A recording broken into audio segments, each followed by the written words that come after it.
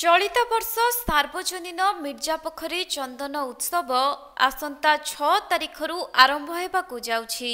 एने मिर्जापोखरी चंदन उत्सव कमिटी पक्षरु सविशेष सूचना दिया जाइछि। तेबे मंगलवार ठारू आरंभ हेबाकु थिबा एही चंदन उत्सव आसंता 12 तारिख पर्यंत अर्थात सोमवार पर्यंत चालू रहिबो। तेणु एही उत्सव रे जगदेई उत्सव को सफल करिबा पई बालेश्वरर अगणित चंदन प्रेमी माननकु सहयोग करिबाकु कमिटी पक्षरु निवेदन करा जाइछि। प्रथमे आपण मानक जरिया रे बालेश्वर अगणित चंदन प्रेमी भाई भौणी मानकु प्रथमे मिर्जापोखरी चंदन कमिटी 107 वर्ष पालन करथियरु तांको स्वागत जणाउछि एवं आशा भरसा रखुछि प्रति वर्ष भली सेमाने मध्य आसंतु ए वर्ष चंदन उपभोग करंतु। ए वर्षर कार्यक्रम होछि 6 तारिख रु मे 6 रु आरंभ 12 तारिख रे सरीबो। 6 तारिख रे आमे रखिछु हमर मेलोडी एवं भजन पालागान। 7 तारिख रखिछु मेलोडी पालागान। 8 तारिख रे केवल मेलोडी। 9 तारिख मेलोडी यात्रा। 10 तारिख मेलोडी यात्रा। 11 तारिख मेलोडी यात्रा। 12 तारिख जो शेष अच्छी से मेलोडी यात्रा।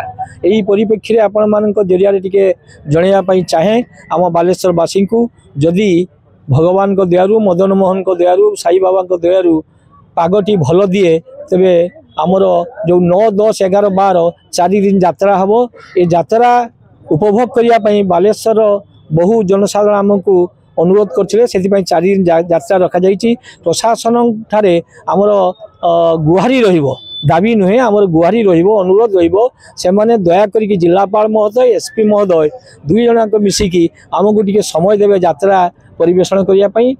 कारण ये बहुत भिड़ हुए आपण मैंने जानते सारा बालेश्वरवासी जानते जिलापाल तो नूतन जिलापाल चंदन देखी ना ए वर्ष आसिक देखिए आम अनुरोध करूँ जीवु निमंत्रण करूँ। सबू कार्यक्रम सोहेलपुर गोपालगाँ माणिकखम अधिवासी माने चंदन प्रेमी भाई भौणी माने युवक माने युवती माने महिला माने एवं छोट छोट पिला माने समस्ते या उपभोग करती। ये किसी नहीं केवल दुकान बजार भर्ती हो जाए से दुकान बजार प्रति दुकान में सबू लोक मैंने भिड़ करती खाती जिनस सब प्रकार जिनस मिले केवल माँ बाप छाड़ी आउ समस्त प्रकार जिनस ये चंदन यात्रा मिले। तेणु लोक मान भरोसा थाए चंदन यात्रा केबे हम मिर्जापोखरी चंदन यात्रा जाकि सब प्रकार जिनस किणु आम पूरा भरोसा रखीचु प्रभु ठारे दुख जनईचु जे ए वर्ष गत वर्ष भली ए वर्ष मोर शांति श्रृंखलार सहित ये चंदन यात्रा पालन हेबो। आपण मानक आमर अनुरोध आपण माने सबुदिन आसीबे एवं यही चंदन मिर्जापुर चंदन को प्रसार करने